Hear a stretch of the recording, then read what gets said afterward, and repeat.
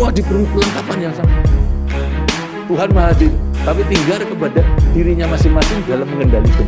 Kalau mau yang diujar itu adalah memang yang tangan yang jelek, bukan sifat Tuhan, ya tempatnya juga sudah ada. Di Noroko. Dua tokoh militer, dua pemimpin kuat, dua negara yang berbeda, tapi keduanya mencatatkan nama mereka dalam sejarah dunia sebagai penguasa yang lama memegang tampuk kekuasaan dengan gaya otoriter. Suharto dari Indonesia dan Muammar Gaddafi dari Libya. Dalam video ini, kita akan membandingkan dua gaya kepemimpinan mereka dari cara mereka naik ke puncak kekuasaan, mengatur negara, hingga cara keduanya jatuh dari singgasana.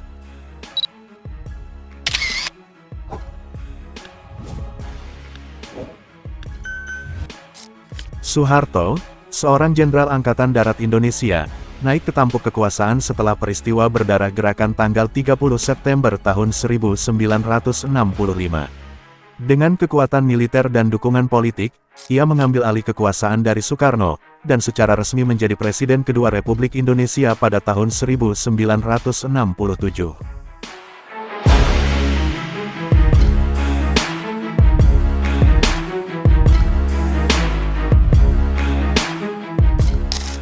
Di sisi lain dunia, seorang perwira muda bernama Muammar Gaddafi memimpin kudeta militer tanpa perang, pada tahun 1969.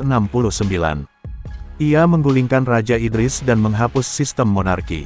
Dengan semangat revolusi, Gaddafi menyatakan dirinya sebagai pemimpin revolusi Libya, bukan sebagai presiden.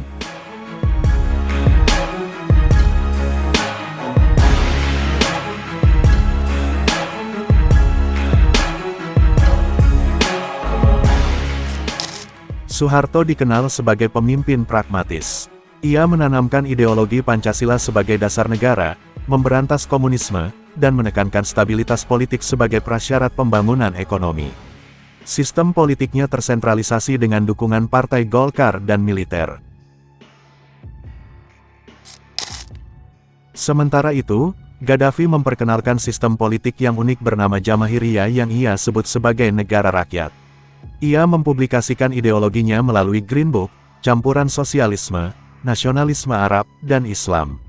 Secara teori, rakyat memerintah melalui dewan-dewan rakyat. Namun kenyataannya, semua keputusan tetap dikendalikan oleh Gaddafi.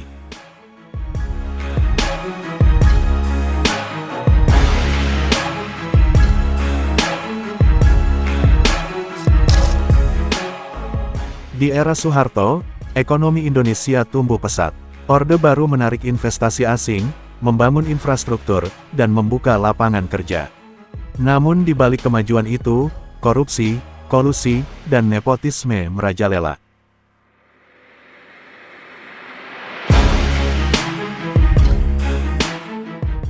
Gaddafi mengambil jalan berbeda.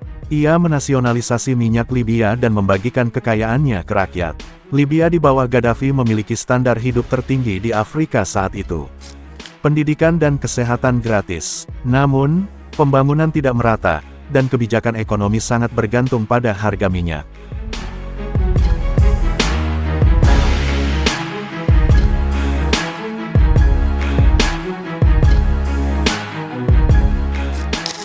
Suharto menjaga kekuasaan melalui militer dan badan intelijen. Kritik dibungkam, pers diawasi ketat, dan banyak aktivis serta oposisi dipenjara, bahkan hilang. Hal yang sama juga terjadi di Libya. Gaddafi dikenal represif terhadap lawan politik. Ia membentuk jaringan intelijen luas, dan dikenal tak segan melakukan terhadap pengkritiknya, bahkan di luar negeri. Suharto dikenal dekat dengan Barat dan negara-negara ASEAN. Ia menjadikan Indonesia bagian dari dunia ekonomi global dan sekutu dalam perang dingin melawan komunisme. Gaddafi justru berseberangan. Ia menentang imperialisme Barat, mendukung gerakan revolusioner global, dan sempat menjadi musuh Amerika. Libya bahkan dikenai sanksi internasional karena dituduh terlibat dalam aksi terorisme. Suharto akhirnya lengser pada tahun 1998 di tengah krisis ekonomi dan gelombang reformasi. Ia turun secara damai setelah tekanan kuat dari rakyat dan elit politik. Nasib Gaddafi jauh lebih tragis.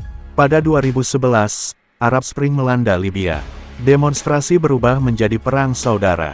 Gaddafi tertangkap, disiksa, dan tewas di tangan para pemberontak setelah lebih dari 40 tahun berkuasa.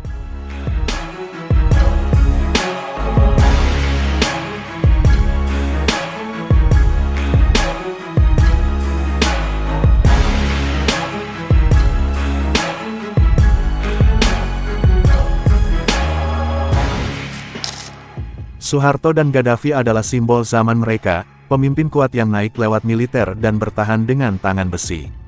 Tapi sejarah mengajarkan, kekuasaan tanpa batas selalu punya akhir yang pasti. Kini, dunia menilai keduanya dengan kacamata baru, antara pembangunan dan penindasan, antara stabilitas dan kebebasan. Apa pelajaran yang bisa kita ambil dari mereka?